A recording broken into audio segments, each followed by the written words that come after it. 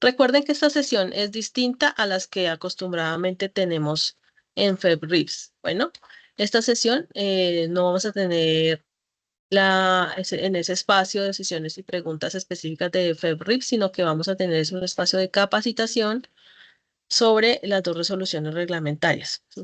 Estas resoluciones pues traen un contenido expreso y es necesario que todos tengamos esas claridades. Entonces, por eso este espacio es un poco primero magistral y luego sí vamos a escuchar las preguntas que sobre ese contenido tengan ustedes.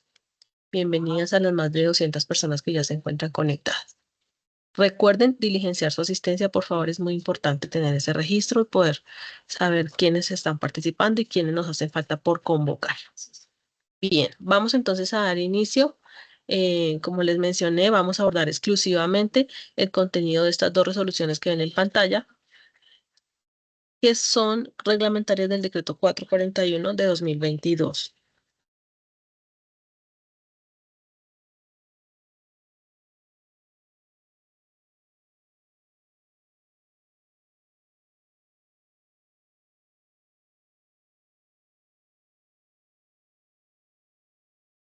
Bien, es muy importante que entendamos a quiénes les aplica estas resoluciones. Estas resoluciones tienen un ámbito de aplicación más limitado que el que ustedes acostumbradamente tienen previsto en el mecanismo de facturación electrónica y RIPS. Por eso aquí vamos a delimitar exactamente a quienes les aplican estas disposiciones. Lo primero es que tengamos presente que están definidas desde el decreto 441 las entidades responsables de pago a las cuales les aplica ese decreto y las dos resoluciones que de él se derivan. Primero es a las EPS, que entendemos que están aquí todas conectadas, a quienes se les ha enviado la invitación previamente, a entidades adaptadas que según el Sistema General de Seguridad Social y Salud hoy funcionan como EPS y tienen unas obligaciones específicas con sus afiliados. Las administradoras de riesgos laborales, que fungen como entidad responsable de pago cuando contratan ese ámbito de salud para poder garantizarle a sus afiliados esa prestación, y las entidades territoriales que tienen a cargo, por un lado, las intervenciones colectivas, o lo que conocemos como el PIC, que contratan con prestadores para su ejecución, y las intervenciones individuales, por ejemplo, la atención de urgencias de aquella población que no ha sido afiliada, y la población migrante irregular que está a su cargo según el decreto, según la ley 715. Importante también que entendamos quiénes son los prestadores de servicios de salud, a quienes les aplica estas medidas.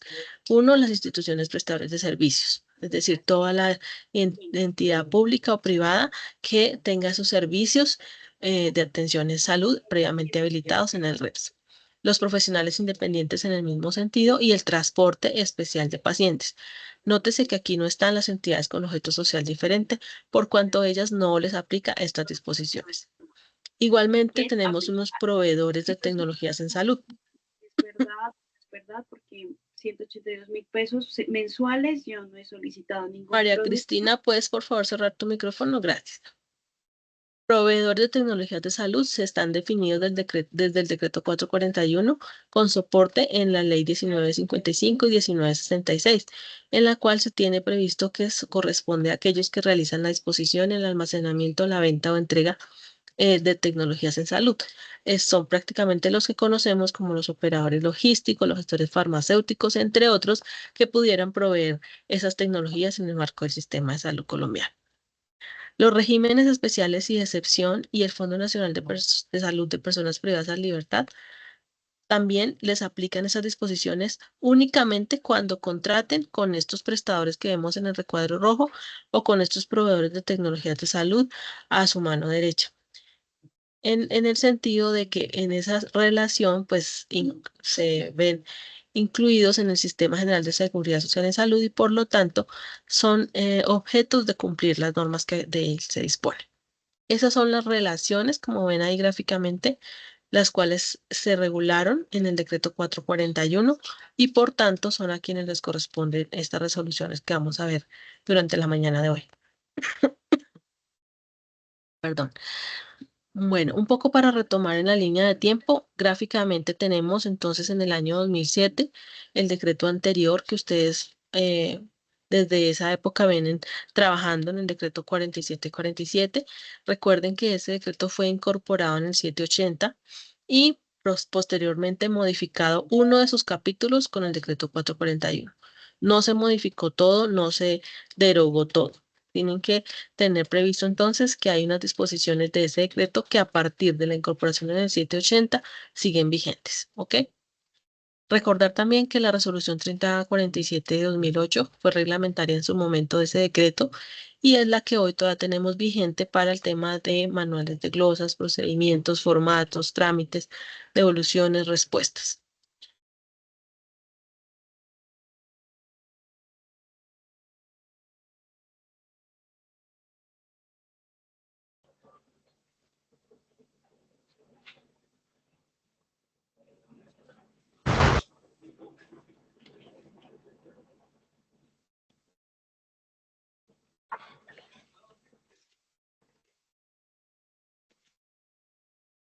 ¿Está hablando? No, no.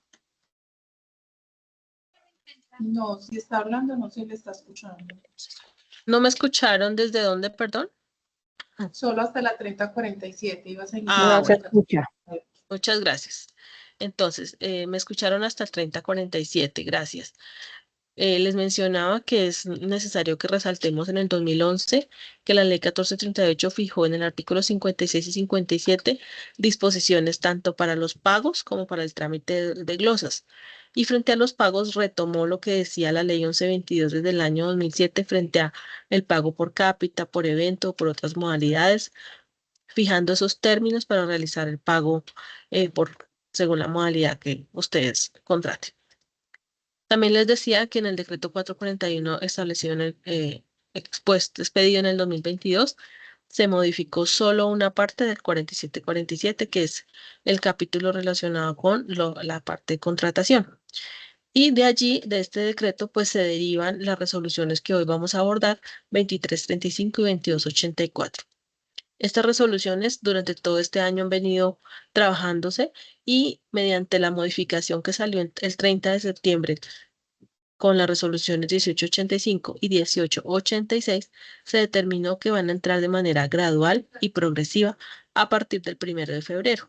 Es de conocimiento de ustedes que en este momento ellas no están vigentes, pero que debemos estar haciendo el alistamiento, la preparación, el ajuste técnico, operativo, administrativo, para que a partir de febrero, según el grupo que nos corresponda, pues podamos adoptar y adaptar esos lineamientos, esas nuevas disposiciones.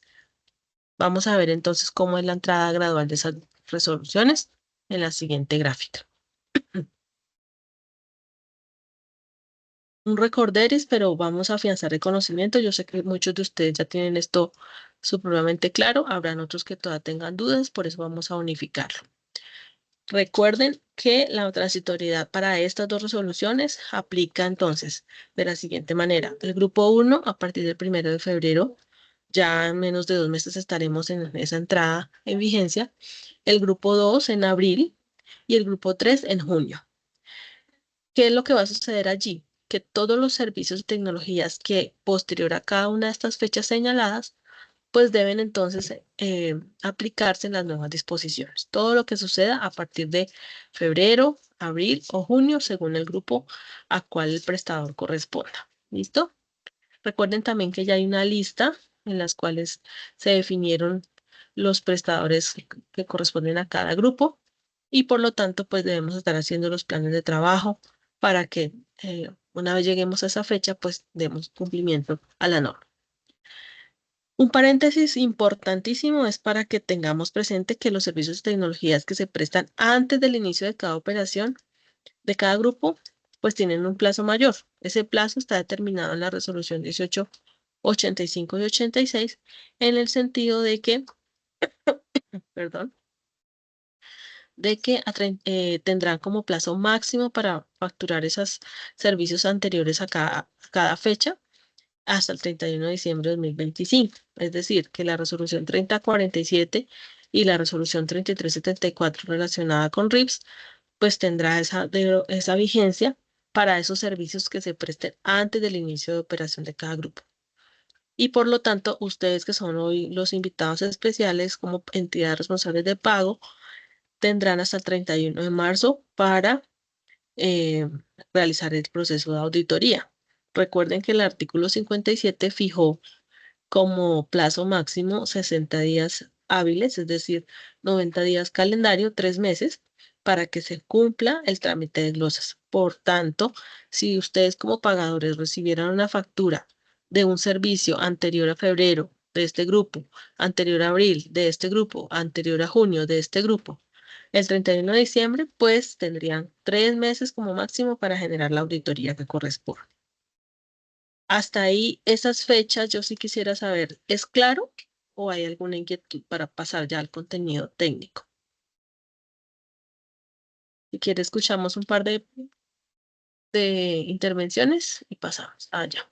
Geraldine Castrillón, el Laboratorio López Correa, buen día, señor. ¿Cómo está? Buenos días. Nosotros tenemos una duda. Nosotros teníamos un calendario y según lo que usted nos está diciendo, son otras fechas. ¿Será que de pronto modificaron el calendario y en caso tal nos pueden enviar como de nuevo el calendario para nosotros revisar o dónde lo podemos revisar para confirmar bien las fechas en que nos toca iniciar? Listo, ¿qué calendario tenías? ¿Será que estabas confundiendo las tres resoluciones? Porque acuérdense que estamos hablando de la resolución 2284 y 2335 que tienen este calendario.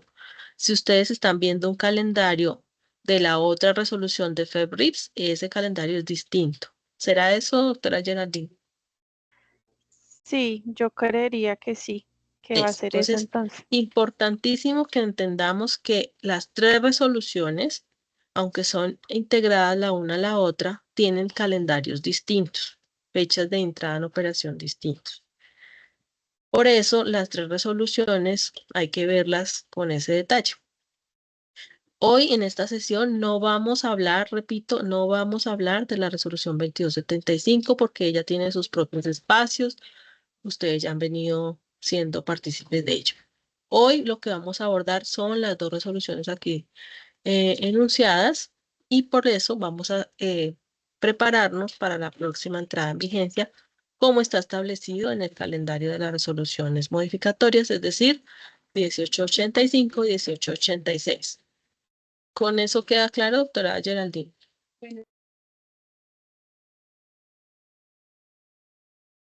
Sí, señora, muchas gracias. Gracias. Una intervención más, doctor Juan Toledo. Aromática o De Capital Salud.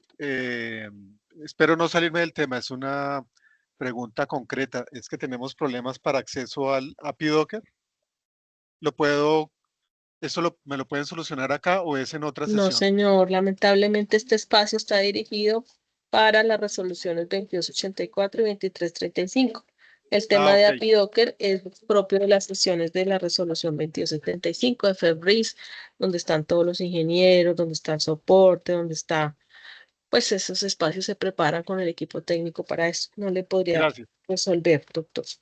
Ok, entonces resolución 2275, ¿no? Para el API Docker. Correcto, sí, señor. Gracias. Sigan mirando, por favor, el calendario de eventos del micrositio y ahí van a encontrar las fechas, los grupos donde pueden conectarse, eh, todo eso. ¿Listo?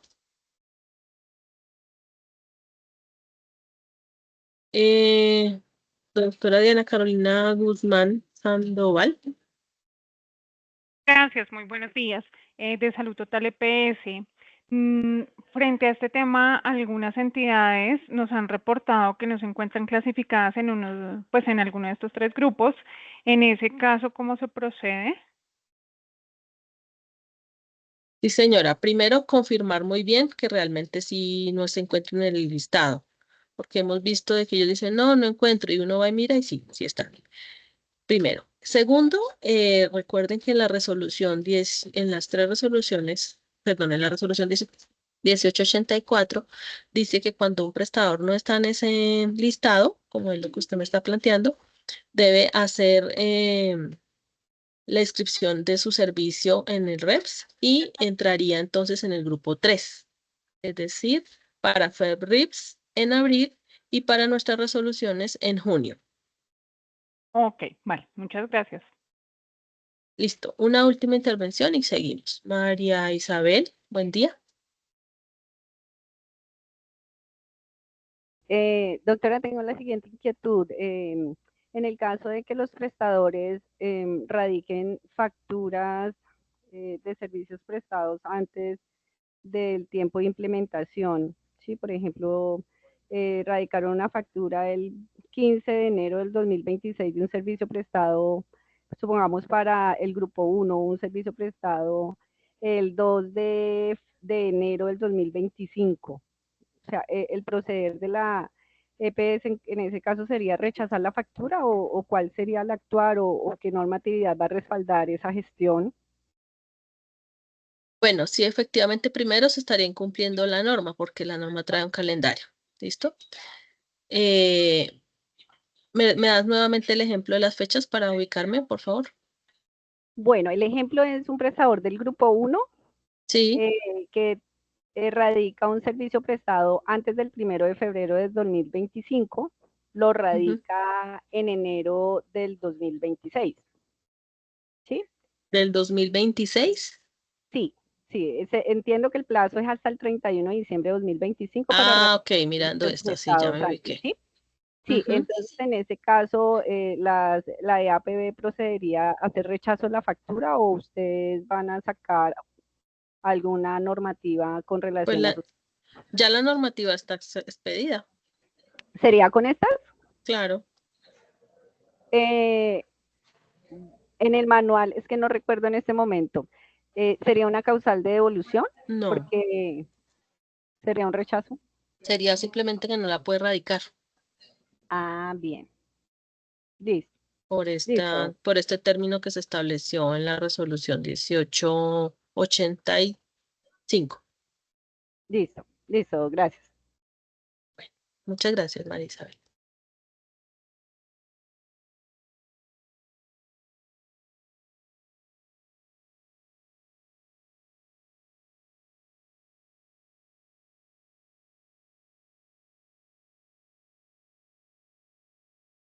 No se escucha. Listo. No sé por qué me cierran el micrófono. Bueno, nuevamente. Vamos entonces a avanzar con la resolución 2335. Recuerden que esta es una resolución muy procedimental, muy teórica, en la cual se definieron esos aspectos técnicos para la ejecución, seguimiento y ajuste de los acuerdos de voluntades. Recuerden que esto viene desde el decreto 441 que ya fijaba aspectos específicos para esos acuerdos y determinó la necesidad de que se haga un seguimiento a esa ejecución contractual. En el artículo 3 de esta resolución están detallados los 5 elementos que ven en pantalla que tienen que ver cómo van a seleccionar los indicadores para hacer un correcto seguimiento a un contrato.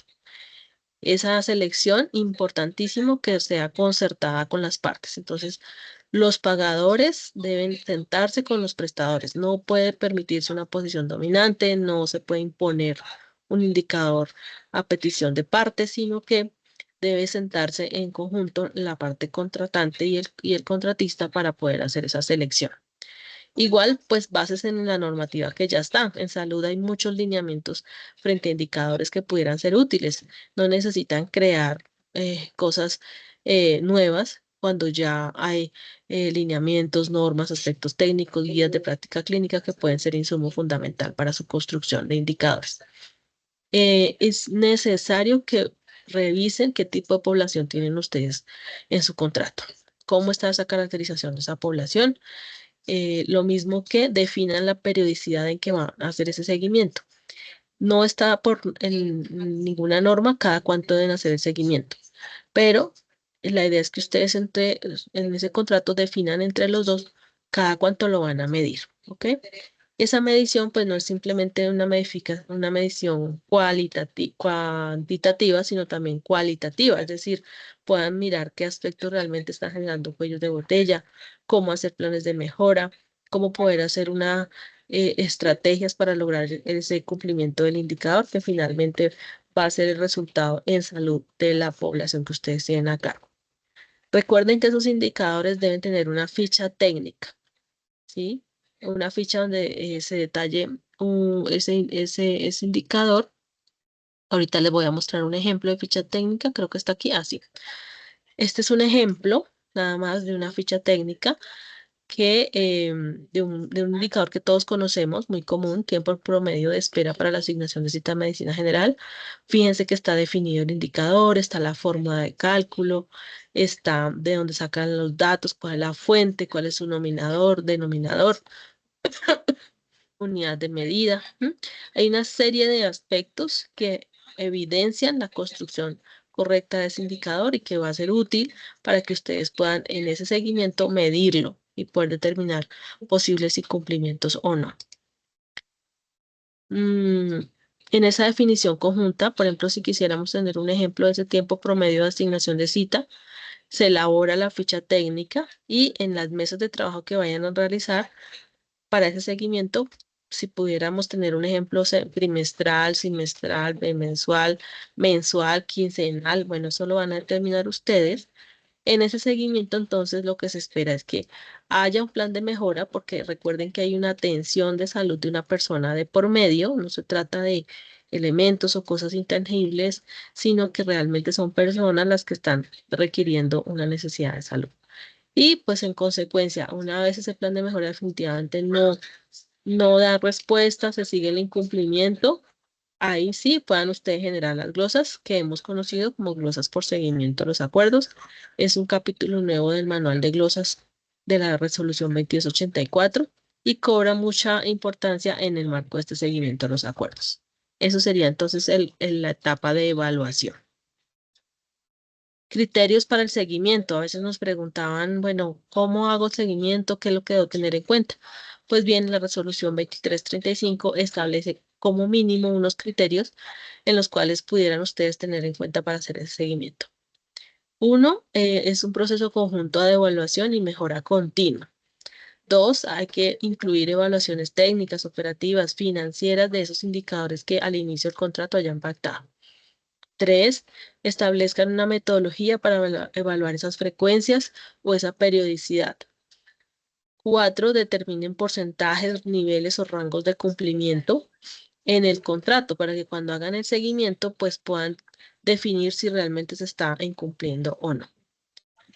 5, prioricen la evaluación de indicadores de mayor interés territorial, es decir, si hay un fenómeno en salud pública en un municipio que requiera esa priorización, también adapten y ajusten sus contratos para que esa priorización realmente dé resultado y evalúen ese indicador de mayor interés territorial.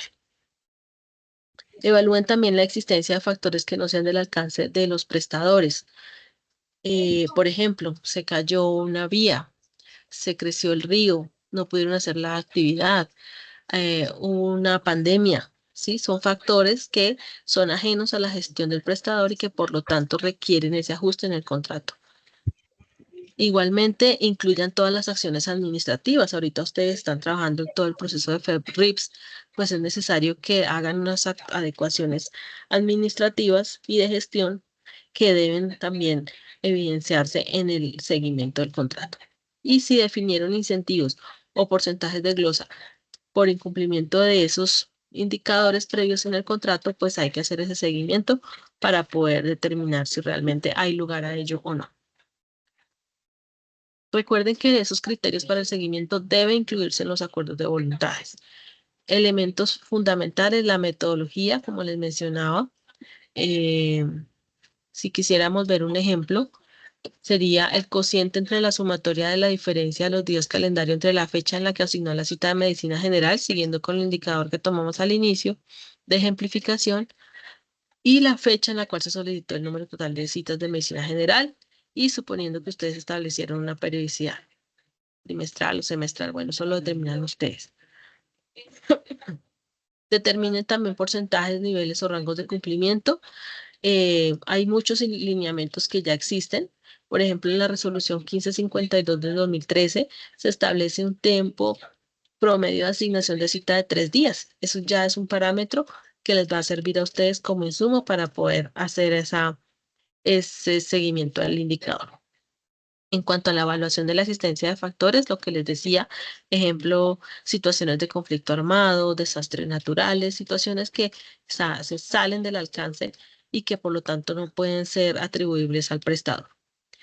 Definan también los incentivos, ¿cierto? Porcentaje definido por las partes. Recuerden que no está permitido posiciones dominantes ni esa imposición de porcentajes o de determinaciones en un contrato.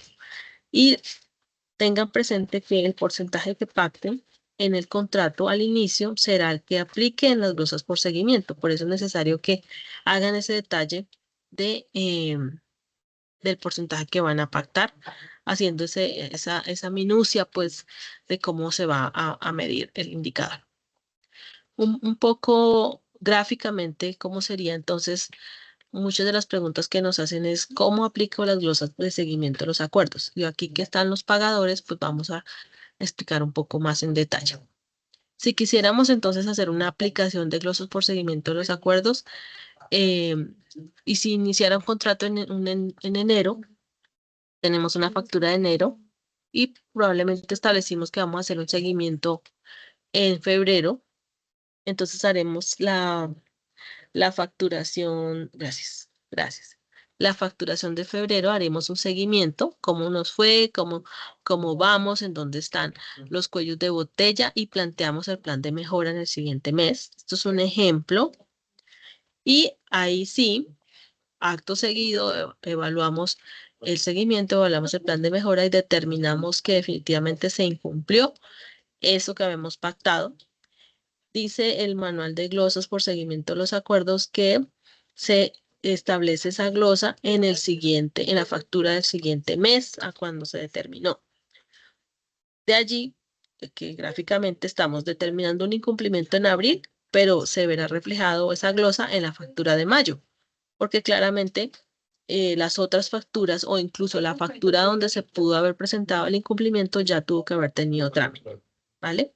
A partir de esa glosa que estamos generando en la factura del siguiente mes, pues ustedes tendrán que tener en presente la aplicación del artículo 57, trámite de glosas, y del artículo 6, no, perdón, solamente el artículo 57 de la ley 1438/2011, porque estamos hablando de glosas. Esto aparte era un poco ejemplificante para que aterricemos lo que nos establece esas glosas por seguimiento a los acuerdos. Listo. Retomando también el contenido de la resolución que estamos comentando hoy, recuerden que se enlistaron algunas circunstancias en las cuales pueden considerar realizar ajustes a sus contratos. No esperemos a que se termine el contrato para hacer ajustes, sino que prevean circunstancias como que la población aumentó o disminuyó, que cambiaron sus frecuencias de uso por cualquier situación, que existe una variación en la caracterización o en el perfil de morbilidad en la cual se había contratado al inicio del contrato, que también requiera una priorización, como lo decíamos hace un momento, de algún evento o indicador de interés territorial, que exista un incremento en la incidencia de condiciones crónicas o de alto costo. Igualmente, cuando el resultado del seguimiento del acuerdo se evidencia en cambios en la frecuencia o en los costos, tanto para ustedes pagadores como para los prestadores, va a ser necesario ajustar ese contrato ante variaciones de costos. Y obviamente cuando se presenten eventos imprevisibles, irresistibles y ajenos de fuerza mayor o caso fortuito. El ejemplo más claro lo vivimos en pandemia, en el cual nos llegaron acá muchas solicitudes de años después de pandemia en las cuales nos decían incumplimos porque hubo una pandemia, pero no hicieron ningún ajuste al contrato. No hicieron ninguna modificación. Y recuerden que hasta tuvimos que hacer modificaciones en nuestras vidas personales, laborales. Entonces, pues también en esa vida del contrato, en esa ejecución del contrato, debieron y deben ahora, con más razón, hacer esos ajustes de riesgo para que ante situaciones como estas, pues podamos atender ante dichas situaciones. Bueno, aquí resaltar, estos son los elementos, acá, este es un error del título. Estos son los elementos por los cuales debería tener todo contrato en salud incluidos en su acuerdo. Entonces, están previstos desde el decreto 441 y resaltamos la necesidad en las modalidades de pago prospectivas, la inclusión de la nota técnica. con carácter obligatorio, ¿vale? Esta nota técnica pues es una herramienta de transparencia, de facilidad para las partes y pues tiene ese carácter obligatorio en las modalidades de pago prospectivas. Aquí más de los elementos que debería tener un contrato. Ok. Retomando el articulado de la resolución 2335, tenemos entonces que se define un proceso administrativo para las atenciones sin autorización. Entonces tenemos unas actividades por parte del prestador, del proveedor y el pagador, como lo ven en pantalla, que deben surtirse posterior a la prestación del servicio. No pueden convertirse en una barrera, en el sentido de que hasta que no funjamos con estas actividades no lo vamos a atender, ni mucho menos, sino que son actividades administrativas para dar cuenta de ese proceso de atención sin autorización. Una de las atenciones sin autorización más importantes es la atención de urgencias. Recuerden que a partir de la entrada en vigencia de estas resoluciones reglamentarias del decreto 441, se cambian todos los formatos y pasamos del papel al uso de sistemas de información transaccional, el apoyo importantísimo de los ingenieros en nuestras entidades para que la información sea transaccional y para que podamos hacer uso de los campos de datos que están descritos en el anexo 1 de esta resolución. Recuerden entonces que el informe de atención de urgencias va a tener ese cambio importante y que el prestador debe informar dentro de las 24 horas al pagador con ese informe que tiene una persona en el servicio de urgencias que está a ustedes afiliado. En los casos de que no se encuentre afiliada la persona, tenemos previsto desde el año 2020 la afiliación de oficio y es necesario entonces que se determine por medio de ese mecanismo a cuál pagador le corresponderá asumir ese cargo.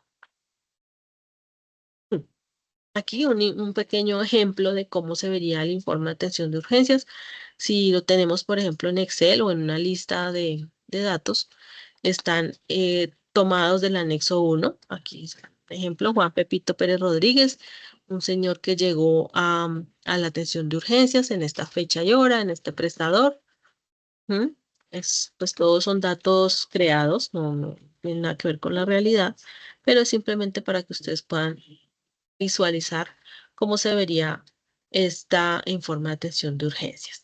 Importante que la fecha y hora de ingreso de la persona esté pues concatenada con la fecha y hora en la cual se está presentando el informe de atención de urgencias, entendiendo que debe estar dentro de las 24 horas. Si quisiéramos ver una ejemplificación en un archivo, un TXT, sería un archivo mucho más pequeño. Mírenlo cómo sería aquí en la parte inferior. También a manera de ejemplificación. Consideramos necesario retomar las disposiciones frente a la atención de urgencias. Recordemos que ya está prevista de la Ley 100, artículo 168, en la cual su prestación no requiere ni siquiera contrato, ni mucho menos autorización, ni orden previa. Es decir, que ustedes como pagadores están en la obligación de atender la atención de urgencias en cualquier parte del territorio colombiano sin necesidad de ese contrato. Y por supuesto sin necesidad de autorización. Así también lo definió la ley estatutaria en concordancia con los elementos y principios del derecho fundamental a la salud relacionados con la continuidad, la oportunidad y la eficiencia. Recuerden que si bien los pacientes, las personas, los usuarios o nosotros mismos como ciudadanos tenemos derecho a esa atención de urgencias, ella debe ser requerida con la oportunidad que su condición de salud lo amerite, sin que sea exigible documento o cancelación previo. Así lo estableció también la ley estatutaria. Y el artículo 14, que es muy importante que no lo olvidemos, frente a esa prohibición de la negación de prestación de servicios, por cuanto para acceder a servicios y tecnologías no se requerirá ningún tipo de autorización administrativa y más si se trata de la atención de urgencias. Aquí un pequeño esbozo normativo para que les sirva de sustento en las diapositivas que podremos compartir con ustedes en los correos que hayan consignado en su lista de asistencia. Entonces, esta fue una consulta que le hizo el Ministerio, la Sala de Consulta Civil del Consejo de Estado, en la cual se establece que la atención de urgencias no solamente tiene fuente convencional, es decir, no se supedita a que tenga o no tenga contrato, sino que tiene una fuente legal, una competencia legal, y de allí la necesidad entonces de garantizar esa atención de urgencias en todo el territorio, sin importar si tenga o no contrato. Bueno, retomando las disposiciones de la resolución 2335, se habla de una gestión para la autorización de los servicios que son posteriores a la atención de urgencias, porque espero que ya haya quedado claro que la atención de urgencias no requiere autorización. Una vez superada la urgencia, el paciente pues pasó a hospitalización y probablemente según la condición del médico, la orden del médico tratante y la condición de salud del paciente, requiera servicios posteriores. Entonces hay un trámite allí definido, no lo voy a mencionar porque ustedes pues lo tienen allí previsto en la resolución y en honor al tiempo vamos a verlo más bien aquí ejemplificado. También mostramos un ejemplo de una lista de campos de datos del anexo 1, en los cuales se toman simplemente la información que necesitamos. Y si fuera en TXT, pues quedaría también mucho más reducido, muy concreto para que pueda ser transaccional a través de sus sistemas de información entre prestadores y pagadores. Recuerden que cada uno de estos campos de datos tiene el respaldo en una tabla CISPRO. Entonces va a ser necesario que consulten las tablas CISPRO y de allí tomen la información que va a consignarse en cada uno de estos trámites. Cuando hagan esta solicitud, pues para eso está el formato de solicitud de autorización. Y cuando ustedes contesten, también deberán contestar con una autorización o con una respuesta efectiva a esa solicitud. Precisar que a partir de febrero, cuando inicie con el grupo 1 la entrada en operación de esta resolución, vamos a tener solo dos tipos de autorizaciones, la autorización integral y la específica, y hacer énfasis en que trabajen también en poder generar autorizaciones integrales preferiblemente, por cuanto ellas soportan varios servicios. Esto facilita el trámite administrativo, les reduce a ustedes tiempos, les facilita la auditoría y por supuesto al prestador y al usuario son de mayor facilidad y relevancia para garantizar esa continuidad y esa integralidad en la atención en salud. Igual en cuanto a la autorización de servicios selectivos, que son aquellos programables que pueden estar prestados de manera prioritaria o no prioritaria, como está definido en el artículo 9 de la resolución 2335.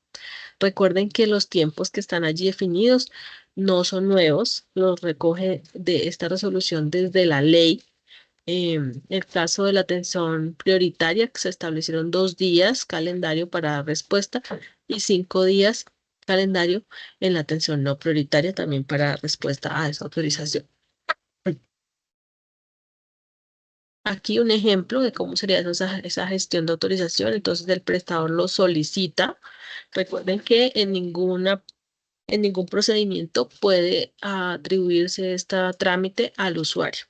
Así lo ha dicho el decreto ley 2106 y el decreto 019. La resolución 3047 también ya lo mencionaba y en esta la vamos a operativizar con mayor énfasis para evitarle esa carga administrativa al usuario, en la cual si van a generar autorizaciones, deben ustedes pagadores conversar y ponerse de acuerdo con el prestador para que ese trámite se realice entre ustedes. Entonces será el prestador el que solicite la autorización, bien sea como lo hemos ejemplificado usando los campos de datos en Excel o a través de sus sistemas de información en alguno de los formatos que hayan acordado. Y ustedes, ojo, pagadores, es necesario que respondan con ese anexo 1, utilizando los campos previstos y relacionando entonces aquí por favor síganme en el cursor, su número de autorización será el consecutivo del trámite, ¿sí? Que estará respondiendo a la solicitud que hizo el prestador previamente. Estos dos números pues van a ser muy importantes porque se relacionan. Le estoy respondiendo a la autorización 1 a la solicitud 1, por decirlo así. y los datos del paciente, los datos del servicio que están autorizando, del procedimiento que ha sido requerido, la información de los pagos compartidos o copagos a los que ustedes tienen necesidad de reportarle al prestador para su cobro. Recordemos que frente a la vigencia hay varias disposiciones que continuarán vigentes. En esta simplemente cuando se trate de pacientes hospitalizados, pues la vigencia será de 48 horas. Aquí también pueden hacer uso de una autorización integral. No es necesario que autoricen evento por evento porque pues eso les genera más trámite, más traumatismo para todos, para el prestador, para ustedes como pagadores y para los usuarios, obviamente. Esta vigencia entonces será de 48 horas y se puede prorrogar por un término igual, es decir, por otras 48 horas, cuando se evidencien situaciones que fueron objeto de imposibilidad de la atención por parte del prestado. En cuanto a las autorizaciones, a la vigencia de las autorizaciones de los servicios de salud electivos, continuamos entonces teniendo 60 días calendario a partir de su fecha de expedición para esa vigencia. Obviamente tenemos dos excepciones. Una, la vigencia de la autorización de oxígeno, que se hace por una única vez en la vida de ese paciente, en la cual hasta que el profesional tratante determine que ya no lo necesita, es decir, no necesita que la estén renovando, sino que se hace por una única vez y mantiene su vigencia. Y dos, para las personas que requieren manejo farmacológico, esto es medicamentos, en las cuales las entidades responsables de pago garantizarán la continuidad con el suministro de medicamentos mediante la prescripción por periodos no menores a 90 días, como lo vienen manejando, con entregas no inferiores a un mes. Esto no cambió.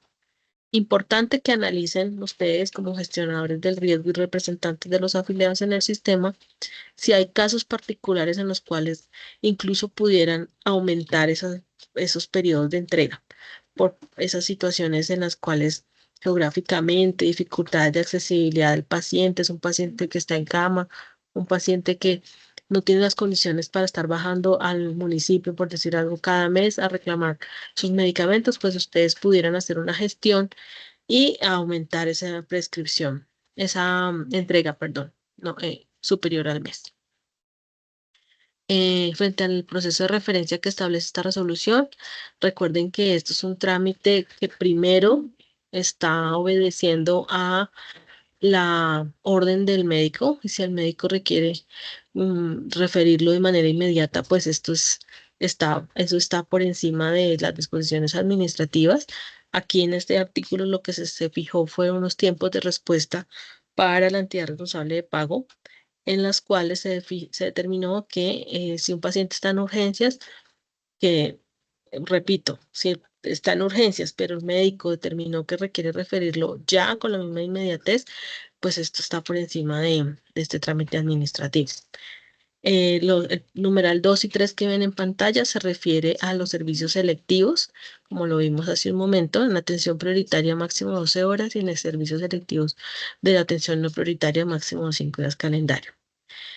Importante que también ustedes pagadores adecúen sus sistemas de información para que estos tiempos se cumplan, porque esta resolución, al igual que la 3047, trae la disposición frente a esa necesidad de que cuando ustedes en el marco de una atención de urgencias no respondan oportunamente a una solicitud de referencia, el CRUE, el Centro Regulador de Urgencias y Emergencias, pueda asignar el prestador.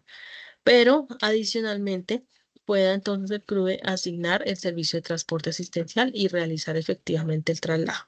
Entonces, ¿qué es necesario? Que ustedes respondan en el tiempo que está fijado, no guarden silencio y no le den largas pues a la respuesta, sino que actúen con su red prestadora para dar respuesta a ese paciente que está en urgencias y que requiere la referencia. Bien. Aquí un ejemplo de cómo sería una solicitud, tomando los campos del anexo 1 de ese trámite asignado. También pues seguimos con el paciente Juan Pepito Pérez. Es un ejemplo, repito, es un ejemplo para que lo podamos visualizar. Y pues sería tomar simplemente los campos que necesitamos para ese trámite. El prestador solicita esa referencia. y el pagador genera entonces la respuesta a esa solicitud, tramitando entonces una autorización, una respuesta con los campos de datos que a ella le corresponden. Bien, frente al proceso de contrarreferencia, hacer uso de él va a resultar bien importante por cuanto este proceso libera disponibilidad de camas en un alto nivel de complejidad, le facilita la vida su calidad de vida al usuario, si quisiéramos tenerlo en un prestador de menor complejidad o preferiblemente en el municipio de residencia de la persona, si el prestador cuenta con esa oferta y con esa habilitación de servicio requerida. Una vez se ha concluido la atención, pues entonces el paciente puede hacer esa contrarreferencia previa solicitud por parte del prestador y autorización por parte del pagador. Entonces, aquí el llamado es para que usemos la contrarreferencia y para que garanticemos esa continuidad del manejo clínico instaurado en la medida de las posibilidades, ¿no? Obviamente, pero buscando justamente hacer uso de esa contrarreferencia que resulta como un mecanismo necesario para nuestro sistema, para ustedes como pagadores y para el usuario y para los prestadores, obviamente. Para la contrarreferencia, pues también el prestador la solicitará haciendo uso del trámite correspondiente, que sería el trámite 6 del anexo 1. Usa los campos de datos que allí se definieron.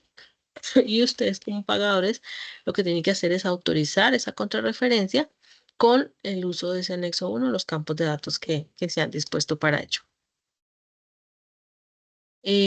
Otra disposición que trae esta resolución es la referente a la actualización de datos de contacto.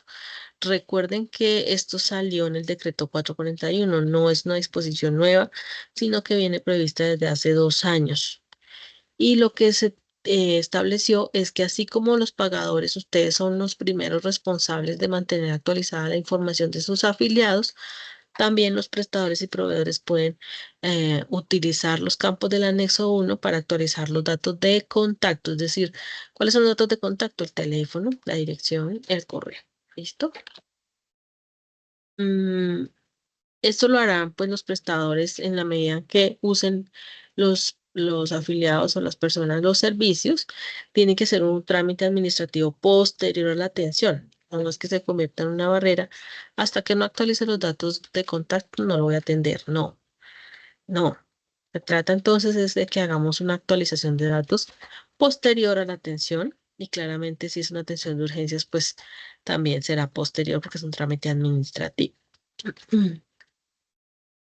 Y periódicamente se ponen de acuerdo cómo lo van a enviar esa actualización de datos para que ustedes tengan sus bases de datos actualizadas. Esto es un ejercicio de coadyuvanza entre las partes para lograr que se tenga la información actualizada de los afiliados en los sistemas de información. Un poco tomado del ejercicio y de la situación que vimos en pandemia, en las cuales se requirió hacer muchas búsquedas de pacientes y no se tenía la información actualizada. Ok, listo. Frente a la publicación de la información que establece esta resolución, esta es una información exclusiva para ustedes, señores CPS, aquí presentes, en las cuales deben ajustar la información de la red. No es simplemente entregar una lista de contratos con la red, sino que deben desagregarla por departamento, por municipio, distrito, para que cada persona, de acuerdo a su necesidad, de acuerdo a su condición, a su situación demográfica, pues también pueda encontrar la información de red que le corresponde. Importante que hagan un enfoque diferencial si tienen personas con alguna necesidad diferencial, pues hagan esa adaptabilidad de la información. Esta información debe estar disponible, de fácil acceso, y para eso van a usar el anexo 2. Ese anexo 2 solamente lo usan las CPS, perdón, y allí van a fijarse entonces cuál es la información que van a publicar que corresponde a la red integral e integrada de prestadores. Es decir, esa lista que ustedes tienen de contratos con la red, la van a organizar y van a mirar la lista de los agrupadores que están en el anexo 2 de la resolución 2335, la van a organizar de acuerdo a sus agrupadores y van a fijarse en los indicadores trazadores de cada uno de esos grupos. Entonces, tenemos grupos para la atención de cáncer, la atención de VIH, la atención de las rutas, entre otros, y cada uno, fíjense por favor en el anexo 2 que tiene unos indicadores.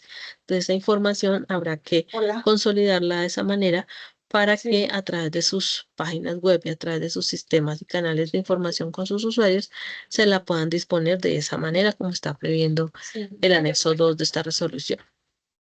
Como les he mencionado, se hace un llamado para que hagamos uso de la información transaccional y no el papel. El sector salud, pues, debe también estar llamado a ese uso de la tecnología y por lo tanto es necesario que usemos canales de información transaccionales. Esos canales, pues, necesitan que tengan una disponibilidad como lo hace las entidades bancarias, 24/7 y todos los días del año. Lo mismo para el proceso de erradicación de las facturas. Establezcan un canal para que los prestadores les radiquen sus facturas con los soportes durante esa transaccionalidad. Y lo mismo para el proceso de auditoría. Cuando ustedes generen glosas, devoluciones, pues se hagan a través de esos canales y el prestador también le responda o le subsane esas glosas y devoluciones a través de esos mismos canales de información transaccional. Esto va a mejorar inevitablemente con el tiempo esa información, esa comunicación, esa relación, por cuanto se va a tener la traza real de las glosas y devoluciones, de la erradicación de las facturas y por consiguiente del pago de las mismas. Es necesario que ustedes como pagadores tengan la información actualizada en sus sitios web, en sus páginas de sus aplicaciones, porque recuerden que si un prestador que así no tenga contrato con ustedes requiere erradicar, por ejemplo, una cuenta de urgencias, pues va a requerir ese canal de información disponible. Entonces, sin importar que exista un acuerdo de voluntades con el prestador, ustedes deben tener esa información para que cualquier prestador se pueda comunicar con ustedes, pueda erradicar una cuenta, pueda recibir las devoluciones, las glosas y también pueda subsanar o tener la información de los pagos que corresponden. Justamente hablando de la transaccionalidad, es meritorio, necesario, fundamental que establezcamos todo lo que se establece en la ley. Tengamos en cuenta la ley estatutaria 1581 que establece la seguridad y la circulación de la información restringida, que tomemos medidas necesarias para evitar el riesgo de suplantación, de alteración de la información, pérdida de confidencialidad de la misma o cualquier otro acceso indebido o fraudulento. Entonces tengan con sus ingenieros, con sus protocolos de seguridad de información, los planes de contingencia, las medidas para garantizar esa autenticidad, integridad, veracidad y calidad, disponibilidad y fiabilidad de la información que en adelante será transaccional. Listo. Sobre esta resolución y antes de pasar a la 2284, que ya nos trae un poco el detalle del manual de glosas, de los tiempos y devoluciones, ¿tenemos alguna duda? Podemos pasar. Aquí hay una mano levantada. Listo. Entonces, señor Fidel Mauricio Rodríguez, buenos días. Hola, buenos días. Muchas gracias por la explicación y la presentación. Hablo desde Salud Total EPS. En este momento estamos realizando conciliaciones con la red de prestadores de la ficha técnica de indicadores. La posición de algunos prestadores es, bajo ninguna circunstancia acepto descuentos en la factura. Entonces, pues nosotros estamos dejando acta, evidencia de lo que nos están diciendo, pero pues nos gustaría saber qué argumento podemos entregar considerando pues que ya es un tema normativo. Segundo, en las conciliaciones de indicadores. Entonces decimos, proponemos tasa de quejas de X. Por ejemplo, no se va a decir 3. Entonces ellos dicen, no, no acepto, yo quiero 9. O sea, una holgura absurda. Que pues digamos que, bueno, es muy amplia, disculpe.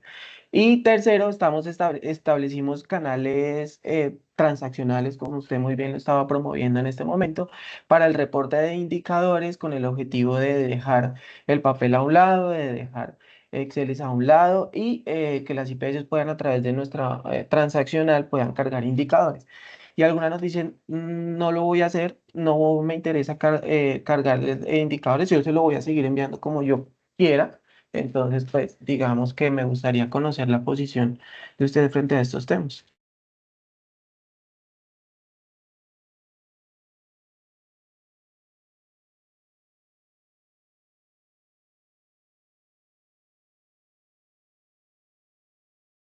Vale, gracias, señor Fidel. Bueno, pues se trata justamente de lo que usted acaba de mencionar, como vi, una controversia entre las partes, ¿no?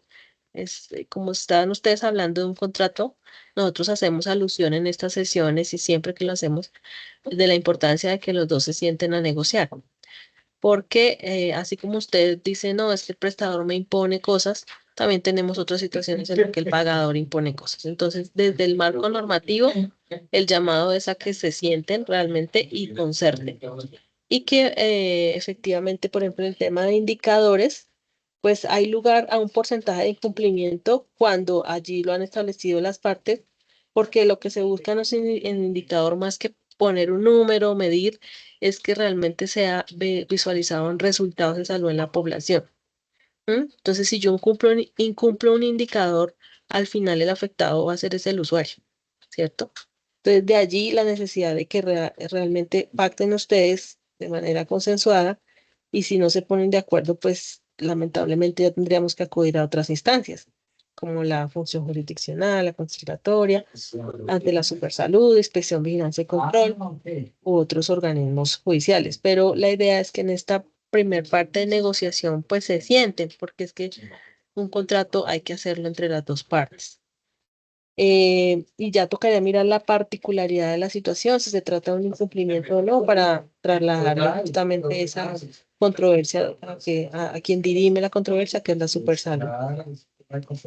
Frente al reporte de indicadores, también nosotros hemos dicho, y la resolución lo dice, de que los canales de información deben ser acordados entre las partes. No se trata de que el uno le imponga que este es el medio y ya, sino que entre los dos se pongan de acuerdo. ¿Cuál va a ser el canal? ¿Dónde van a hacer el seguimiento? ¿Cómo va a ser esa mesa de trabajo conjunta? Son detalles que pues pudieran resultar bastante difíciles en esta etapa de implementación, pero hacia allá es donde está apuntando la norma para que lo que hemos visto durante años en los cuales es lo que domina es una posición de una de las partes, pues se pase de lado y se piense realmente en resultados en salud a la población. Y tocaría mirar casos particulares. Si usted tiene esa controversia, si tiene algo específico, ya tocaría con la Supersalud, señor Fidel Mauricio. Ok, debo esperar a que se empiece como a la implementación de la norma en febrero o puedo, digamos, que buscar esas instancias en la super en este momento. Sí, en este momento no tenemos la norma vigente, ¿no? Estamos todavía en el proceso de implementación, asistencia técnica. Para el grupo 1 arranca en febrero. Antes, pues no podemos tener esa capacidad obligatoria de las resoluciones, solamente lo que está dispuesto en el decreto 441. El decreto sí está vigente desde el año 2022. Entonces, ese sí está pues ya previsto. Hay ahí unas normas generales, ahí está como el ámbito amplio y lo que trae la resolución son el detalle. Entonces, si ven que se está haciendo incumplimiento del decreto, pues sí sería objeto de IBC actualmente. Pero si el detalle es lo que necesitan que se cumpla, nos tocaría obligarlo exclusivamente a partir de la entrada en vigencia, es decir, para el grupo 1 a partir de octubre. Perdón, de febrero. De febrero. Perfecto, muchas gracias por la aclaración. A usted muchas gracias por la participación. Bueno, tenemos aquí 4 manos levantadas y seguimos. PowerSoft. Buen día. Sí, buenos días, ¿me escuchan? Sí, señor. Mucho gusto, mi nombre es Jair Parada de PowerSoft Medicentro IPS. Pues veo que esta capacitación es como para responsables de pago, pero no sabía que hubo una anterior de IPS. Tengo una duda con relación a la 2335, no son dos, y son yo creo que relativamente sencillas. En la mayoría de la resolución 2335 y de la 2284 que vamos a ver ahorita, se habla mucho de los acuerdos de voluntades. Yo quiero preguntar más o menos, nosotros nosotros Medicentro somos una IPS que estamos en el grupo 1 porque tenemos servicios de alta complejidad, pero digamos que nuestro fuerte es el SOAT. La mayoría de los servicios que prestamos, tanto en urgencias como en hospitalización y demás, es el SOAT. Pero pues obviamente llegan pacientes a veces a urgencias de EPS, pues que obviamente pues por la ley estatutaria no podemos negar la urgencia y pues surge el proceso normal. Y digamos que pacientes que están hospitalizados, que llegan por SOAT, pero pues cumplen el tope y pasan los servicios a corresponder a la respectiva EPS.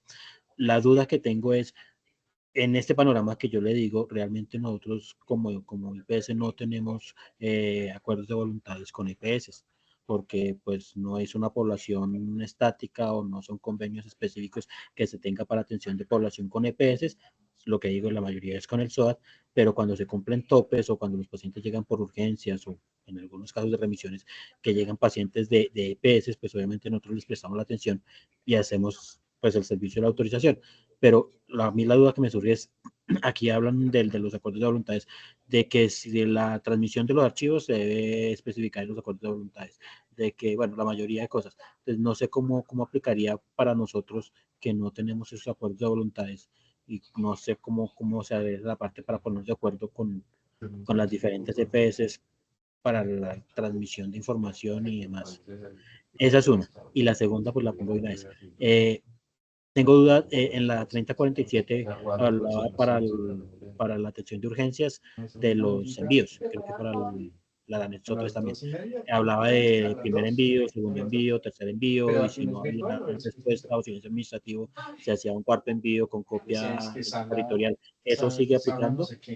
Muchas gracias. Gracias por la participación. Bueno, lo primero es aclarar que el SOAT tiene sus propias normas. Justamente el SOAT no está supeditado a un contrato, como usted lo acaba de mencionar, ¿cierto? Sino que es una relación bastante diferente a la que hemos visto.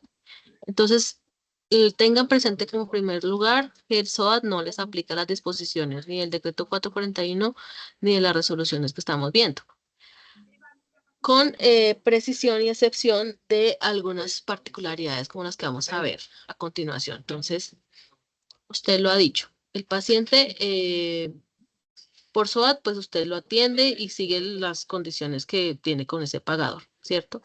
Y nos ha mencionado que recibe un paciente en urgencia. Entonces, en urgencias, como es una atención en salud que está regulada administrativamente por estas resoluciones, tienen que tener en cuenta lo que allí está dispuesto. Entonces, generar un informe de atención de urgencias.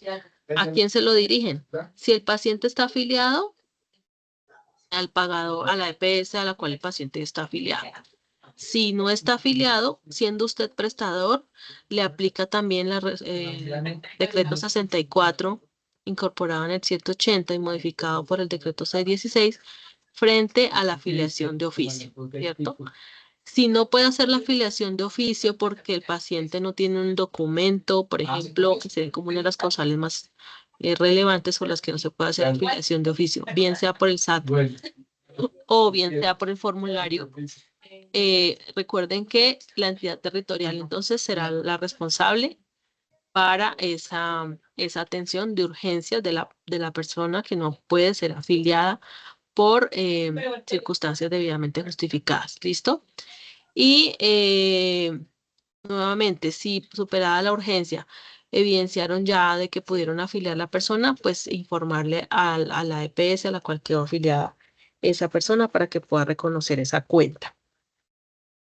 Eso era como lo que quería precisar frente a su primera pregunta. Y sobre la segunda, claro, en la 3047 se hablaba de que un envío, un segundo envío, un tercer envío, cuando empiece a entrar en operación esta resolución, eso va a quedar derogado en el sentido de que esta resolución simplemente dice que se enviará a la Secretaría de Salud y se entiende que es una única vez, es decir, no es necesario enviar 2 veces, 3 veces, 4 veces, sino que simplemente lo envían una única vez al pagador, bien sea la EPS porque la persona está afiliada o si no se logró la afiliación de oficio a la entidad territorial. No sé si con eso quedó claro las dos preguntas. Me queda todavía un poquito como vacío en la primera, lo que te decía, lo que le decía, doctora, qué pena. De el paciente ingresó por SOAT, digamos, por urgencias o remitido, como sea. El paciente superó el tope, o sea, los 800 salarios o los 500, dependiendo de la resolución de cobertura de salud. Posteriormente le tengo que ¿cómo es que facturar a la EPS? Entonces ya a partir de ese momento tengo que hacer gestión de autorización con la EPS. Exacto. Entonces, lo que hemos dicho, sí, señor. Permítame, lo que hemos dicho acá, yo no sé si están viendo que muevo la pantalla, sí. ¿Sí están viendo que muevo las presentaciones? No, señora. No, espérame. ¿Cómo hago para salir de acá? Ya. Hemos dicho, y creo que en la presentación insistí, en que los pagadores, las EPS, deben tener la información para que ustedes o cualquier otro prestador que aún no tenga contrato con ellos pueda comunicarse y puedan ustedes enviarle esa información a la EPS, aún no así no tenga contrato con ellos. Eso está previsto en el artículo que establece los canales de información transaccional para que las EPS le dispongan a ustedes la información en sus plataformas y ustedes puedan radicarle cuentas, informarle que tienen un paciente de urgencias que superó el tope y lo mismo para el siguiente proceso de auditoría de esa cuenta, glosas, devoluciones, pagos, bueno, lo que corresponda en adelante. Ok. Ah, bueno, sí, sí, porque es que realmente la duda me surgía porque digamos que uno en los anexos que eran impresos, el anexo 2, 3, 9 y 10, pues uno imprimía y mandaba por un correo el que apareciera. Y si no había respuesta, pues lo ponía como silencio administrativo, pero ahora como no es un formato, sino que es un archivo, Exacto, entonces entonces, ¿qué sería como sería? La EPS tendría que revisar si ese correo va a seguir siendo el canal por el cual van a recibir y esa información la deben actualizar en sus sitios web. Si es el correo @pepito, pues entonces ustedes van a enviar los campos del anexo 2, del anexo 1 por ese correo, ¿vale? El canal lo dispone la EPS, pero el formato ya quedarán derogados y lo que van a hacer es hacer uso de los campos de datos a del través anexo 1. del anexo 1 de la resolución 2335. Correcto, sí, señor. Muchas gracias, doctora, muy amable. A usted muchas gracias. Bueno, creo que un par de inquietudes más y seguimos. PQR Salud.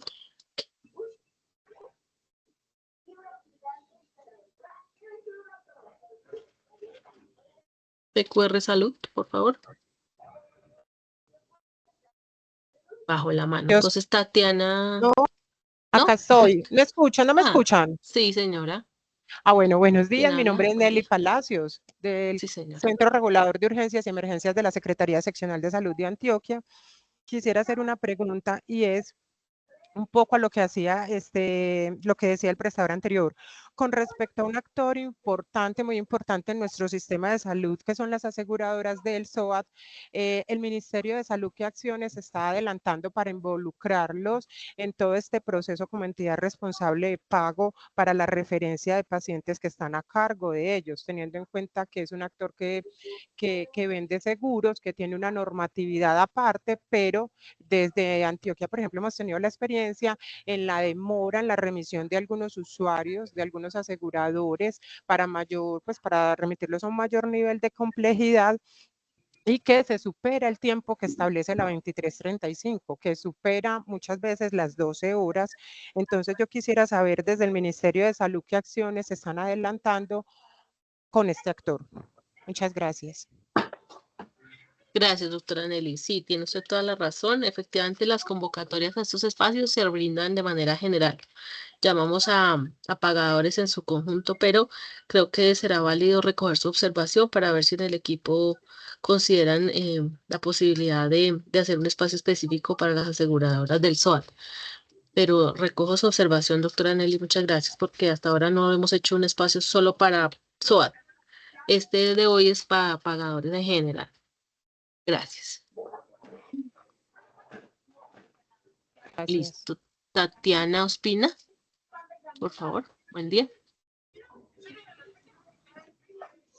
Buenos días. Buenos días. Buen día, señora. Muchas gracias. En este espacio acabas de tocar un tema importante nuevamente que nos dice la 441 respecto a la nota técnica como herramienta de transparencia.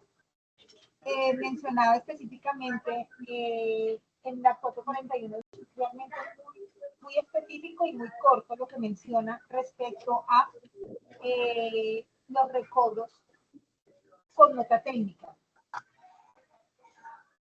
En este caso, nuestra pregunta directa es específicamente para determinar en PIP se maneja para la contratación todo el tipo de metas, ajustes, estrategias, población, pero para la movilidad no específicamente nos asigna unos cumplimientos aparte de lo que la EPS como tal determine dentro de lo que es el perfil y la periodicidad o la continuidad en la atención con su población.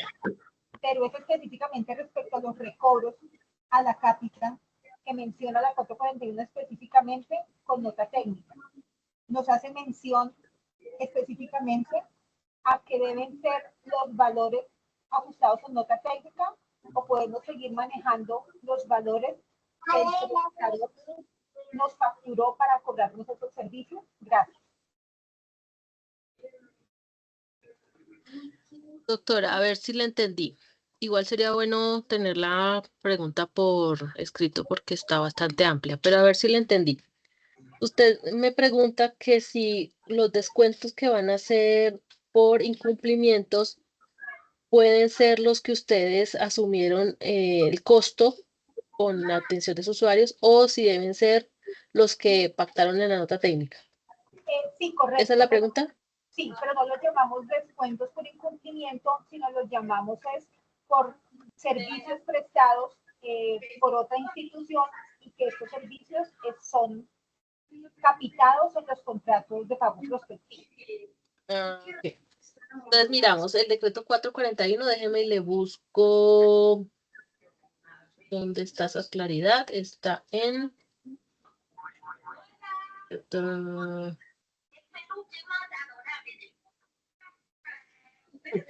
acá, en el artículo 253454 que habla de las devoluciones y descuentos. En el numeral 2 dice que cuando los servicios que se deben prestar directamente por el prestador sean prestados por otro prestador, que es le entiendo la pregunta, en estos casos sería por procesos de referencia a la entidad responsable de pago o en los casos de urgencias, la entidad responsable de pago pagará su importe al prestador que haya prestado el servicio.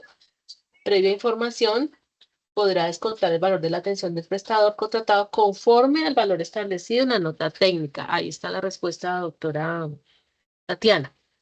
El decreto, en el artículo que mencioné, fija que los valores que se van a descontar deben ser los que hayan establecido en la nota técnica, no el valor del costo de la atención.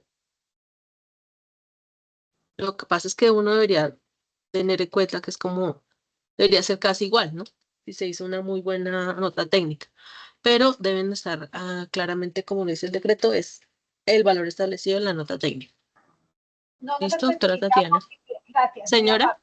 No nos especifica en el artículo que sea movilidad y PIP, pero se asume que son los dos. No te entiendo esa última parte, ¿no? Por favor, ¿me repite? Sí, gracias. Específicamente ellos no especifican si es para movilidad o para PIP. Ah, no. Pero se asumiría que fuera para los dos. Para cualquier situación en la cual el prestador, esa atención, ese servicio fue prestado por otro prestador, por procesos de referencia o en los casos de urgencias, dice. Muchas gracias. Bueno, con mucho gusto. Bueno, me preocupa un poco el tiempo. No sé si hacemos, ¿qué hacemos, Adriana? Nos falta la otra resolución, pero son las 11:30 ya. ¿Qué dicen ustedes? ¿Continuamos o escuchamos las 3 manos arriba que están pendientes? Escuchemos las otras preguntas. Bueno, entonces rápidamente, doctor Juan Carlos y Sandra Viviana. Ya Juan Carlos no. Sandra Viviana Ortiz. Tampoco te odio, porque lo vamos a hacer la Sandra Lucas. Gracias, Sandra Viviana Ortiz de Salud Total. Yo tengo una pregunta respecto a los descuentos. El decreto claramente dice que es al costo promedio que tengamos en la nota técnica. Sin embargo, es muy ambiguo porque no dice exactamente en la nota técnica a qué. Un ejemplo, en las cápitas. En las cápitas tenemos unos servicios, un detalle de servicios y cada servicio tiene un costo promedio asignado, pero la per cápita es diferente. Entonces, un ejemplo, la consulta médico general la podemos tener en 20.000 pesos, pero la per cápita que pagamos por esa cápita vale 16.000 por todos los servicios que tenemos. Ahí hemos tenido algunas dificultades con algunos prestadores porque no es muy claro exactamente a qué nota. Mi pregunta es, ¿eso lo podemos negociar? Es decir, podemos decir que sea la per cápita o que efectivamente sea el costo promedio que tenemos en cada servicio o cómo sería ahí. No sé si nos puedan dar mayor claridad respecto a esa parte. Gracias. Bueno, como está escrito el decreto y como lo estamos leyendo, tal cual dice establecido en la nota técnica. ¿Sí? Entonces habría que darle cumplimiento al decreto. Sí, Si hay otro valor también- distinto, ya sería de la negociación que ustedes llegaron pues a acordar.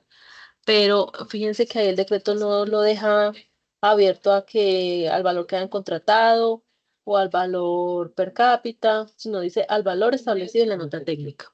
O sea, lo podemos negociar. No necesariamente tiene que ser al valor que le hayamos asignado a cada servicio, sobre todo para las cápitas, porque pues hay algunos prestadores No. que tienen. No, yo le estoy diciendo al contrario, dice conforme al valor establecido en la nota técnica, es decir, lo que esté escrito en la nota técnica. No es que lo puedan negociar en su momento, porque previamente la negociación fue hecha al inicio del contrato. La negociación fue en el momento del contrato, en el momento que hicieron la nota técnica, que debió ser conjunta. Entonces Sí, la pero negociación entonces- no obedece cuando ya voy a declarar un incumplimiento, venga, negociemos, no, sino porque en la nota técnica debieron haberlo negociado. No, sí, y está negociado, pero mi pregunta es en esa parte de la negociación. Como dice que el valor de la nota técnica, entonces en mi ejemplo, vamos a hacer el descuento de las consultas médicas. Un ejemplo, consulta externa. El costo que tenemos promedio asignado para ese servicio son 35.000 pesos, pero la per cápita vale 16.000. O sea, la sumatoria de todos los servicios dentro de esa nota técnica nos da el valor final de la nota técnica, en este caso para la cápita, que son los 16.000. ¿A cuál servicio qué valor deberíamos descontarle? ¿Los 35.000 que vale el servicio que voy a descontar? ¿O la per cápita total? ¿O un promedio de esa per cápita? Es que esa parte no está tan clara. Vale, yo tengo mi propia opinión sobre el tema, pero como esto se trata de un equipo técnico, le sugiero y le solicito respetuosamente, doctora Sandra, por favor, envíenos su consulta para que en el equipo podamos determinar entonces la respuesta, ¿vale? Claro que sí, muchas gracias. Gracias, doctora Sandra. Listo. Creo que nos queda el doctor Juan Carlos Gallego Cardona y Buenos continuamos. días, ¿cómo están para todos? Salud. Mi nombre es Juan Carlos Gallego, soy profesional universitario de la Secretaría Seccional de Salud de Antioquia. Mi pregunta va encaminada a un aspecto que se venía manejando llamado Resolución 3047, la cual los prestadores de salud tenían como la opción de notificar cuando la entidad responsable de pago no daba respuesta a una solicitud de servicio pues que el paciente se encontraba ya demandando, ¿cierto? En cierta forma salvaguardar un poco como esa atención y los recursos que aplica ahí la institución. Yo veo que en esta nueva resolución no hacen como mucho énfasis en este aspecto de la 3047. Entonces, yo quisiera saber si esto continúa igual o cuál es la idea con esta resolución. Muchas gracias. Gracias, doctor Juan Carlos. Sí, justamente esta resolución que derogará la 3047 recoge esa disposición que traía esa resolución Y igual establece que cuando la EPS o la entidad responsable de pago no dé respuesta, el prestador debe informar al CRUE para que el CRUE asigne al prestador y el servicio de transporte asistencial. Entendiendo que el CRUE solamente tiene ámbito de aplicación en la atención de urgencias, pues solamente sería pasadas las 2 horas en que la EPS no contestó a una solicitud de referencia, por ejemplo. Entonces, sí lo trae, doctor Juan Carlos, sí trae la disposición, tal cual como venía en la 3047, y agrega que no solamente podrá asignar el prestador, sino también el servicio de transporte asistencial, que era una necesidad para poder resolver esa referencia en el paciente que está en urgencias. Perdón, entonces, agregando esto del servicio pues, de transporte asistencial, porque antes se aplicaba, digamos, la aplicaban para atención inicial de urgencias, e inclusive para atenciones posteriores a la atención inicial de urgencias, que era cuando era el anexo 3. Los tiempos de respuesta indicaban que de un lapso dentro de las 4 horas siguientes a la prestación del servicio, con 3 intentos demostrados por la institución prestadora de que se trató de comunicar con la entidad responsable de pago y que esta no dio respuesta, ¿cierto? Esta partecita sigue igual, esta de las Ahí 3 se intentos. redujeron los tiempos, ¿no? Se redujeron los tiempos. Entonces, en un proceso de referencia de un paciente que está en urgencia, se requiere la respuesta por parte del pagador, se redujo a 2 horas. ¿Listo? Y Ok, sí, y pues se usará entonces el anexo, los campos del anexo 1 para la referencia, y el pagador debe contestar con una autorización para que pueda entonces proceder con esa referencia. ok, muchas gracias. Bueno, vamos a Buenos días, continuar tengo la esta misma duda, media. una duda para ampliar la de Juan Carlos, qué pena. ¿Qué pasa si nosotros después de haber informado a la EPS o al pagador, no nos dan respuesta en los tiempos que estamos diciendo de 2 horas? Le informamos al CRUE y tampoco nos dan respuesta. Con esa trazabilidad de información a la EPS y la información que mandamos al CRUE, podemos revisar la cuenta, porque normalmente nos pasa a nosotros algo en Clínica Medellín y es que Escuchó con, hacemos la con un eco, doctora María Isabel. ¿Me escuchan mejor? Es que escucho a alguien hablando y se me cruzan las dos conversaciones. Ya me escuchan mejor, qué pena. Sí, señora. Bueno, entonces hacemos la solicitud, las 3 solicitudes al pagador, después al Que CRUE, ya nadie solamente nos da será una, respuesta. ¿no? Aclaremos ahí. Ya en Ujú. adelante, a partir de febrero, en la medida que entre la resolución, ya no se hacen 3 solicitudes, sino una única. Una única ¿Listo? solicitud, si a las 2 horas no nos dan respuesta, le escribimos al CRUE, pero también nos pasa que a hoy el CRUE no nos da respuesta. Con esa trazabilidad podemos facturar. Sí, de hecho quedó que incluso cuando el CRUE dé respuesta y se asigne el prestador, pues no hay lugar a glosar esa cuenta en razón a que se cumplieron los tiempos, y más allá de que sea un envío, 2 envíos, 3 envíos que va a quedar derogado, se debe verificar es el tiempo en que se dio la solicitud y la EPS contestó o no contestó.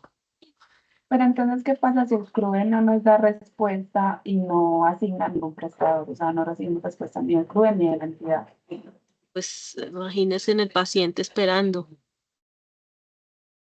Yo me pongo en el lugar del paciente. El paciente es el que va a estar esperando, debería.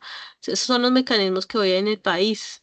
Sin ni la EPS ni el CRUE, sería una situación pues muy difícil para el paciente, que es el que está requiriendo la necesidad, ¿no? Pues Esa es la realmente, última instancia que tenemos, el CRUE. realmente el problema es para nosotros los prestadores porque nosotros prestamos el servicio porque la ley nos obliga. Y no la ley, sino pues nuestra función es prestar el Y el servicio. usuario, que es el que está Nosotros necesitando la prestamos el atención. servicio al usuario, le prestamos su atención de urgencias, pero si la EPS no nos contesta, ni el ente o el CRUE no nos contesta, la pregunta que están haciendo los compañeros anteriores tienen la razón. Si nadie nos contesta, la 3047 nos decía, si no se contesta después del primer, segundo, tercer envío, se hace un cuarto envío, en esta no hay mucha claridad en eso. Entonces, lo que la ¿Qué decía pregunta la es, 3047 frente a eso, doctor? ¿Cuál era que uno, la alternativa? Que que se después hace de un 3 envío, envíos Sigue, doctora. Si después de 3 envíos en determinado tiempo podíamos y no recibíamos respuesta del pagador, perdón, podíamos radicar la cuenta con dicha trazabilidad. Sí, pero la cuenta sí se puede erradicar. Pensé que me estaba preguntando que qué hacía con el usuario. Sí, lo La que cuenta pasa es sí que quedó claro de que la puede erradicar y que no puede ser objeto de glosa. Sí, eso quedó claro. Quedó ahí en la en este resolución momento, 2335. en este momento tenemos la dificultad sé que nos pasa a nosotros y en otras instituciones, que radicamos la cuenta con esa trazabilidad porque no nos dieron respuesta ni el pagador ni el CRUE y nos glosen la cuenta por falta de autorización. Ah, bueno, pero ahí está el elemento normativo. Ahí claramente dice en los casos sin que haya lugar a glosar. Y en el manual no existe una causa de glosa por ese motivo. Ya sería objeto de IBC de la Supersalud, pero la norma está dada y está a la disposición para que se aplique. Gracias. Gracias. Bueno, me parece importante que avancemos en la agenda porque nos queda una resolución. Le voy a dar el paso a la doctora Adriana Janet Escobar y los dejo con ella y hacia el final pues podamos conversar nuevamente. Muchas gracias por haberme escuchado.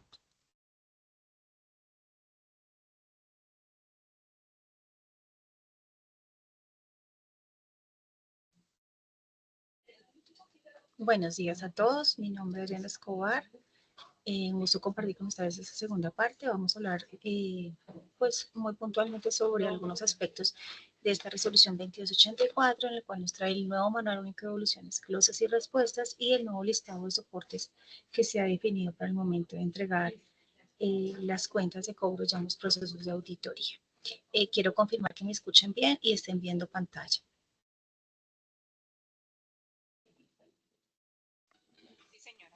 Doctora, se le escucha muy bajita la voz. Vale, voy a tratar de cambiar el micrófono un momento.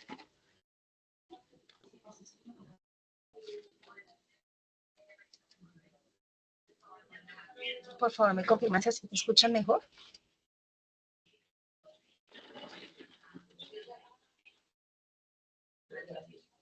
¿Me escuchan mejor así? Sí, señora. Perfecto, entonces vuelvo a retomar la presentación. Y la presentación se ve, ¿sí? Sí, señora. Listo, entonces empezamos con el listado máximo de soportes de cobro. Recordemos que el ministerio es la única entidad que puede definir qué soportes son obligatorios para la erradicación de las cuentas. En ese orden de ideas, en ese manual, en ese anexo número 1 se han listado los 15 posibles soportes que los ven enumerados en pantallas y ciertas disposiciones. Recordemos que no se pueden exigir soportes adicionales, sin embargo, esta norma permite que en el acuerdo de voluntades, si consideran que no sea necesario, bien sea porque durante las autorizaciones o durante el envío del informe de la atención de urgencias tiene suficiente información, no van a requerir alguno de estos soportes, pues se puedan no incluir dentro de la cuenta de cobro. Eso es a discreción de las partes. A excepción, obviamente, de la factura y el RIPS. Recuerden que el RIPS es validado después de haberse presentado por el mecanismo y que a partir del inicio de operación de esta resolución para cada uno de los grupos en las fechas que se ha determinado deben enviarse en forma digital o electrónica. Las características de cada uno de estos archivos va a ser definida en el anexo 2. Ya más adelante vamos a ver un poquito más en ese aspecto. Ese anexo técnico número 1 que define justamente cada uno de estos soportes, su contenido, el nombre, ha sido reclasificado en 4 grupos de soporte, bien sea para modalidades de pago prospectivas, para modalidades de pago por evento, para intervenciones colectivas y en el último grupo para las intervenciones individuales de la promoción y mantenimiento de la salud, la atención a la población materno-perinatal y en condiciones crónicas. Entonces les invitamos a ver ya específicamente esa parte 2 de este anexo técnico número 1 para que pues encuentren cuál es esa clasificación de los 15 posibles soportes dependiendo de cada una de esas modalidades de pago. Les había mencionado que en el anexo técnico número 2 se definían esos aspectos técnicos, las normas generales para la organización y la entrega de los soportes. Esto nos permite una estandarización y facilidades por parte del prestador para armar las carpetas y por parte la entidad responsable de pago para hacer los procesos de auditoría. En este anexo se ha definido, obviamente, y nuevamente retoma ese listado del nombre del soporte, se define una abreviatura para cada uno de los soportes y un nombre del archivo en el que inicia con esa abreviatura, una raya al piso, seguido del NID del facturador, del prestador o proveedor, una nueva raya al piso, un número de factura que corresponde a ese soporte, una raya al piso y seguido del número de identificación y la cédula del paciente si así se requiere, porque vamos a entender que hay facturas multiusuarios en las que si los soportes son solo una persona, en el RIS va a tener suficiente información de cuál es la cédula de la persona y no sería necesario, como es en el ejemplo que estamos viendo en pantalla. Sin embargo, cuando son multiusuarios es posible que sí se requiera esa diferencia. Adriana, perdóname, es que creo que se quedó congelada la presentación. Dime. Y se quedó congelada la presentación, no se ha movido la diapositiva. Vuelvo a compartir, pero gracias por avisar.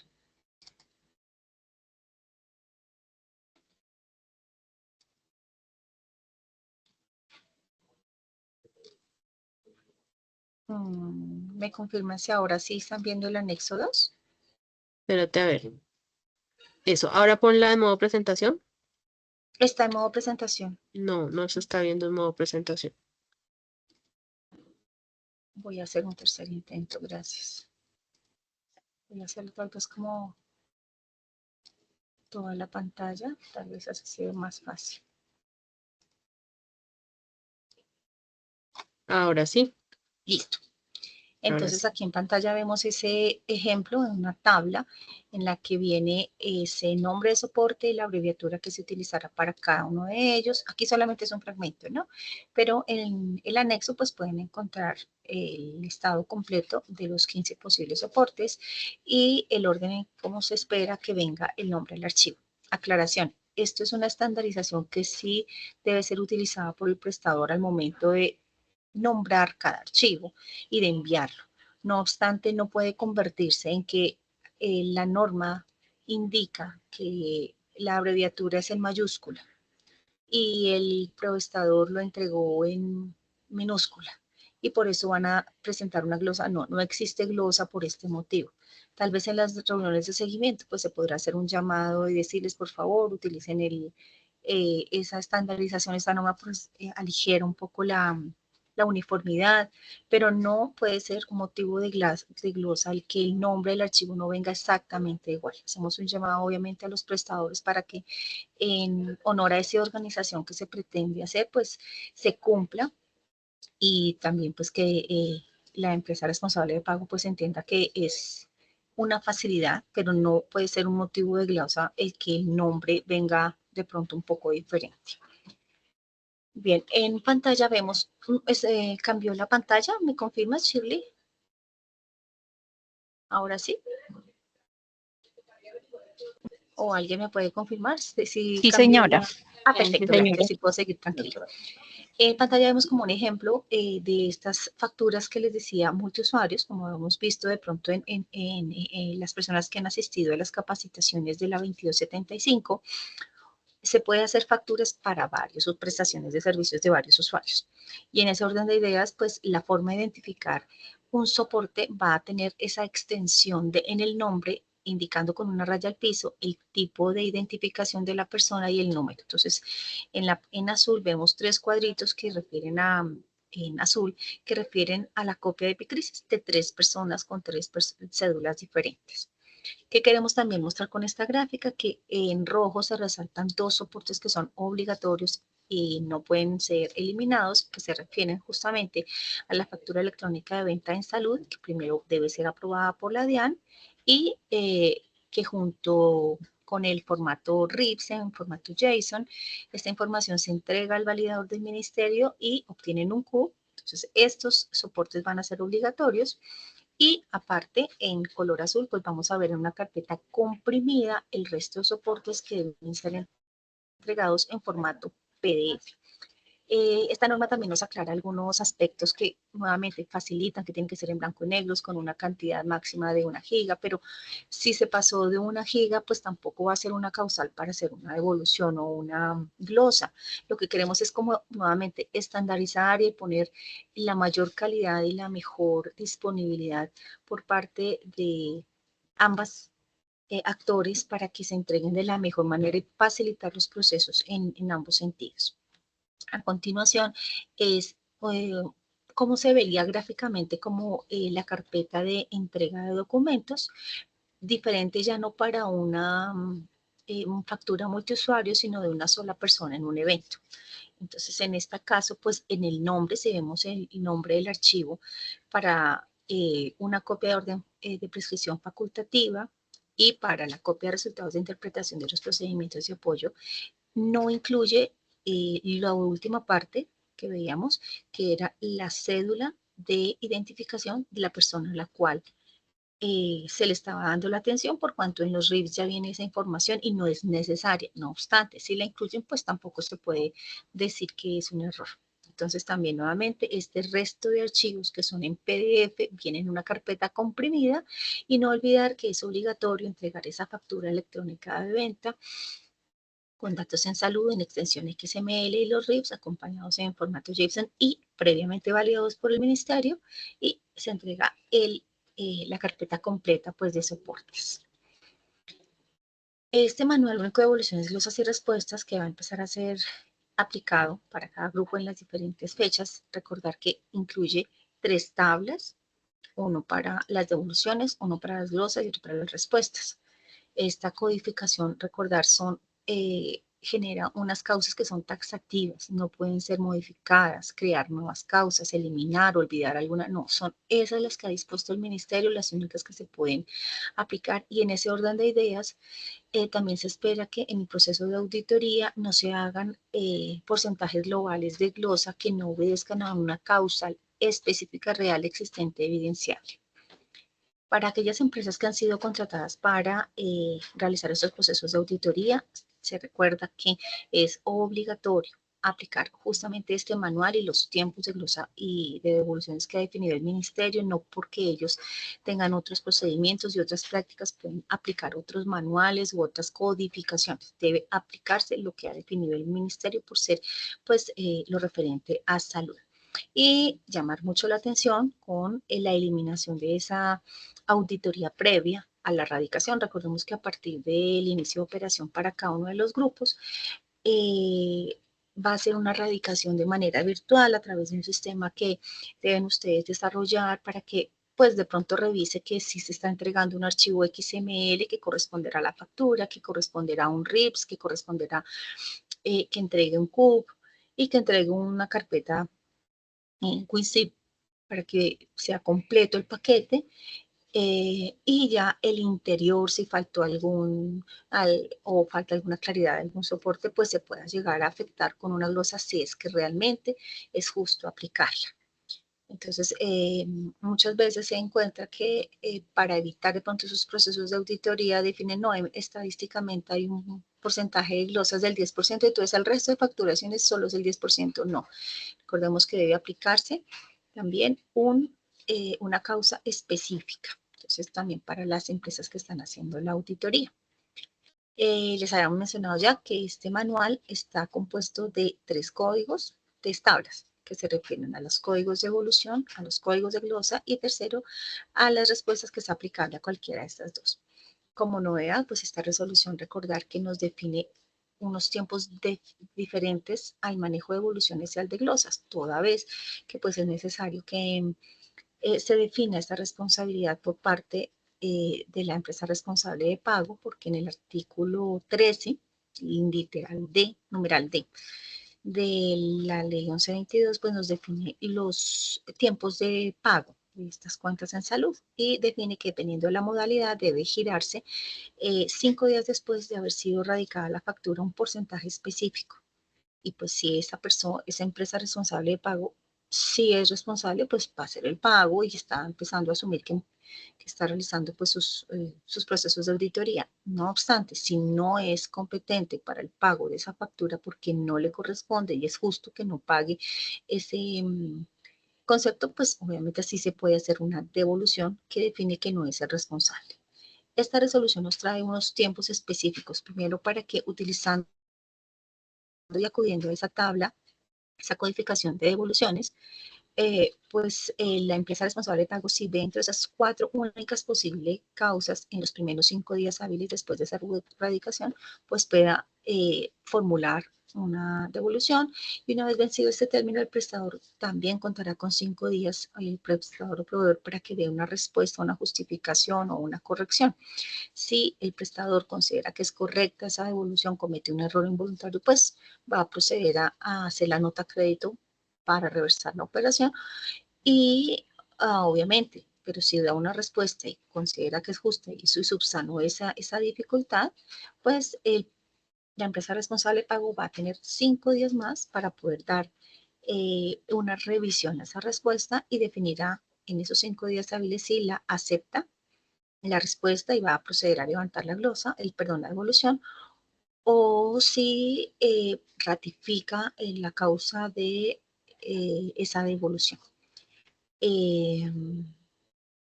Finalmente, pues ese es el tiempo que se ha establecido en el artículo 6 de esta resolución, y las únicas posibles causales de devolución que se pueden aplicar a partir del inicio de operaciones estas son cuando la persona por la cual se prestaron los servicios no está afiliada pues a esa empresa responsable de pago.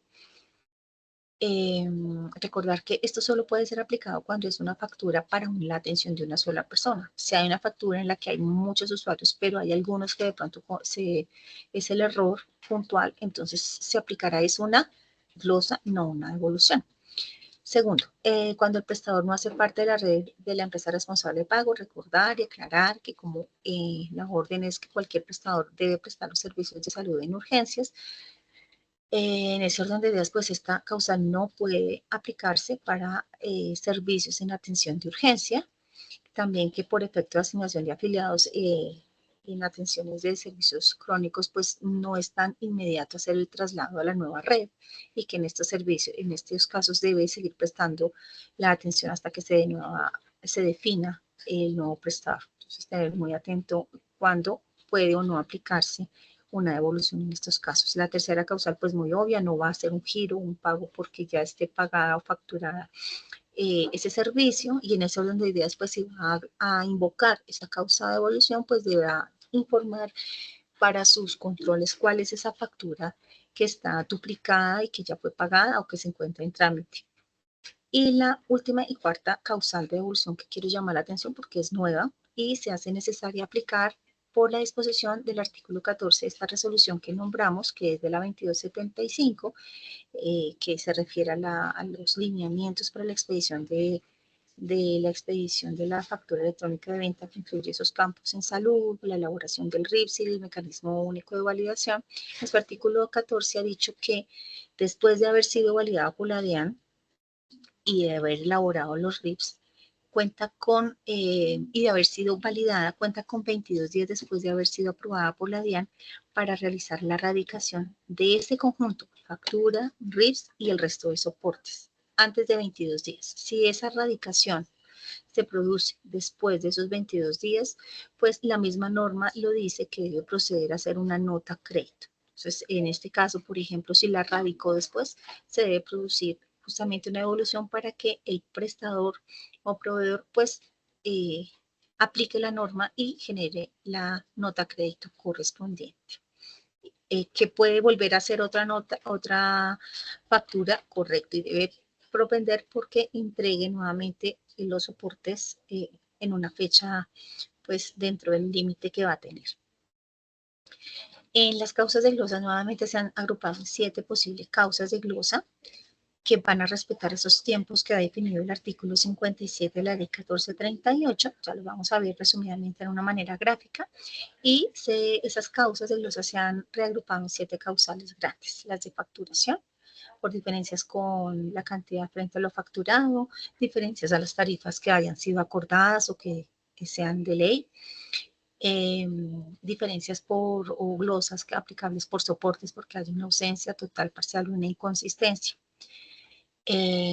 Unas causales de glosa por autorizaciones, recordar que en este caso pues no van a operar para los casos que la ley ha determinado que no opera una autorización, como es el cáncer infantil, cáncer de adultos cuando está confirmado, atenciones en las rías, atenciones para el VIH y las de urgencias. No pueden ser invocadas estas causas de glosa. Hay también causas de glosa por cobertura, pues cuando hay algún servicio facturado que no está incluido en el plan o se superaran los topes. Causas de glosa por calidad, o las son las mismas que llamaban pertinencia en la 3047, pues cuando no hay pues, coherencia con lo facturado frente realmente a la causa de servicio de atención por la cual ingresó el paciente.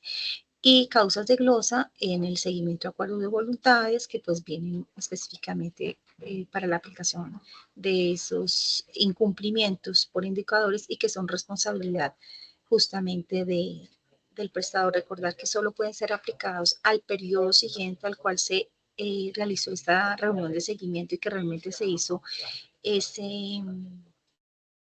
evaluación y que realmente la causa fue del prestador. Recordar que hay causas que no pueden ser definidas como responsables del prestador, no es culpa si hubo un paro armado, algo así que le impide el cumplimiento. Entonces, ese tipo de cosas hay que evaluarlas y hay que tenerlas en cuenta, inclusive desde el inicio, antes de empezar a operativizar el acuerdo. Y que pues la intención es que haya un plan de mejora, que haya pues la posibilidad de que se tomen las medidas para realmente prestarles un servicio de salud a las personas en calidad. Bien. Esto es, empezamos como en esa manera gráfica de entender esos tiempos para hacer la radicación. Les recuerdo, pues esto no está definido en esta resolución que está en exposición, sino está en la resolución 2275 en el artículo 14, que nos dice que pues la DIAN ha definido que los prestadores o proveedores, hay un micrófono abierto, les agradezco por favor para que todos puedan escuchar.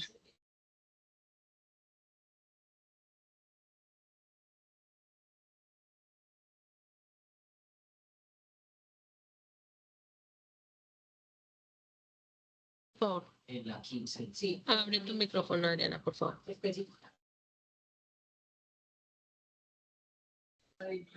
Gracias. Bueno, la DIAN, retomo. La DIAN ha definido que los prestadores o proveedores tan pronto como prestan ese servicio de tecnología deben expedir la factura en ese momento y ahí empieza a contarse ese tiempo cero para realizar la radicación, que tienen un plazo de 22 días. Durante ese tiempo, entonces, van a hacer la elaboración de esos RIPs, presentarlos al ministerio, obtener el CUP, completar el resto de soportes que complementan la cuenta en salud y producir la radicación. Esos son los 22 días hábiles que tienen para radicar. En ese momento ya es nuestro inicio, el punto cero para iniciar el proceso de auditoría, para empezar la ARP, a revisar si es correcta, si le corresponde hacer los pagos. Recordar, muy importante, que eso sí lo dice nuestra resolución, es que a partir de ese momento, como ya van a ser radicaciones virtuales, estos mecanismos tecnológicos, estas herramientas, debe generar por parte de la ARP un acuse de recibido automático de esa cuenta en salud. En la parte 2 del manual, anexo técnico número 3 de esta resolución, están los elementos que debe llevar ese acuse de recibido, los datos exactos que deben llevar, las características. Entonces, cuando se realiza esa radicación, que debe ser disponible 24 horas, 7 días a la semana, todos los días del año, puede empezarse el proceso de auditoría. Gráficamente vemos aquí cómo podría verse, digamos, la pantalla de una app en la que la ARP debe recibir un archivo y puede validar que le están entregando una factura electrónicamente en salud, validando que sea un formato XML. La ARP puede revisar validar con sus sistemas de información que les entreguen un RIPS con un CUP. Los RIPS serían en formato JSON y el CUP dependiendo de del método de obtención, podría ser en cliente servidor un TXT y en el API Docker es un archivo JSON. Y el resto de soportes, que recordemos que la norma nos define que es a través de una carpeta comprimida, entonces revisar que así llegue, permitir la carga y la entrega al prestador, hacer inmediatamente el acuse de recibido automático que nos trae pues esa novedad en permitir identificar con un número de erradicación la fecha y ahora los datos que van a permitir hacer una trazabilidad de las facturas. Y vamos encaminados justamente a que esto posteriormente va a ser informado al ministerio justamente para que se vea no solo la información de la factura a través del validador, sino también podamos hacer seguimiento de ese acuse de recibido, vamos a tener cuándo se recibió y también nos van a tener que informar qué glosaron, cuál fue la causal de glosa, cuándo respondió el prestador y cuándo se realizaron los pagos. Para allá vamos en un futuro, pero por ahora pues esta comunicación va a ser únicamente entre ustedes. También gráficamente vemos aquí en pantalla una línea de tiempo en la que a partir del momento de erradicación tiempo cero, que se entrega y es responsabilidad del prestador, aunque ha entregado esa información al ministerio a través del validador de una factura y un RIPS, es responsabilidad directa del prestador tomar esos RIPS, tomar esa factura electrónica y el CUP y reunirla con el resto de soportes y entregarla a la ERP a través de ese mecanismo virtual y electrónico que se ha definido. Ese es el momento cero y en amarillo con flechas vemos los tiempos que se han definido en el artículo 6 de esta resolución para la aplicación de una devolución. Y en verde pues están los tiempos que nos habla sobre el trámite de glosas. En ese sentido pues vemos esos primeros 5 días hábiles que tiene de revisión la ERP para definir si le corresponde o no el pago de esa factura y en ese mismo plazo tendrá que hacer ese porcentaje, ese pago anticipado, el porcentaje que define ese literal del artículo 3 a la ley 1122 y tendrá, si no le corresponde, pues ya podrá hacer una formulación de una devolución 5 días después para que el prestador se pronuncie, pueda responder y subsane si le corresponde. Obviamente, si sí fue correcto la devolución, también tendrá que hacer esa operativización de la nota crédito para reversar la operación. Y si respondió, pues la ARP tendrá esos nuevos 5 días para definir si la levanta o la reitera. Esos son los tiempos que nos habla ese artículo 6. Y en verde vemos los tiempos que cursan inmediatamente también desde la radicación para el trámite de glosas, iniciando pues por parte de la ARP, 20 días hábiles después de la radicación para la formulación de la glosa. También tiene después 15 días del prestador para hacer una respuesta, 10 días después para que la ARP revise esa respuesta y defina si levanta esa glosa o la reitera, 7 días después para que haga una posible segunda respuesta al prestador y 5 días después la ARP defina si levanta o mantiene, reitera esa glosa y estas glosas que levantó, pues realiza el pago y el saldo de la factura. Digamos que gráficamente podemos como entender estos tiempos para su mejor aplicación. También este artículo 7 nos habla sobre la aplicación de detalle de pagos, pero no voy a ahondar en esto porque pues creo que el tiempo está corto y creo que es muy importante recordar algo que ya mencioné, pero sí es súper llamativo. Analicen, revisen la parte 2 de este manual, el anexo técnico número 3, porque nos está diciendo que a partir del inicio de operación queremos que se haga esa trazabilidad de esas facturas. Entonces, esa información transaccional va a generar esa trazabilidad mediante ese envío y recepción de información de radicación sobre cuándo se hizo las glosas y sobre cuándo se hizo la respuesta de cada una de esas comunicaciones referentes a las cuentas en saldo. Entonces, este registro de información corresponde a ese envío y recepción de los soportes de cobro, así como las comunicaciones de devolución de glosas y respuestas. Como van a empezarse a manejar de manera virtual, pues debe ser también automatizada en línea. Ojo, en un formato de datos que permita capturar la información. Recuerden que por ahora va a ser entre ustedes y posteriormente pues se darán las indicaciones de la manera, forma y cómo y cuándo y de qué manera va a ser informado al ministerio. ¿Cómo? Pues a través de los canales de relacionamiento que hayan pactado cuando hay un acuerdo de voluntades. Y recuerden que si no hay un acuerdo de voluntades, por ejemplo, para la atención de urgencias, en las páginas web de cada entidad debe quedar esa información, cómo comunicarse con cada una de las partes. Y recordar que esa información, pues los datos específicos de cada uno de esos movimientos, pues están definidos en esta parte 2 del anexo 3. Hasta aquí, pues, de manera, pues, como muy rápida, el contenido referente o más llamativo para la aplicación de esta resolución. Quisiera, pues, pedirle a las personas que levanten su mano, veo ya 4 personas. Entonces, para que podamos dar atención. Diana Marcela Pinto Mosquera. Buenos días. ¿Cuál es tu pregunta, Diana? Espérame un segundito. Ya. Listo. Buenas tardes. Hola, Mi Diana, nombre ¿cómo es estás? Diana Pinto, soy de la EPS Salud Total, desempeño el cargo de profesional de red. Yo tengo una duda, yo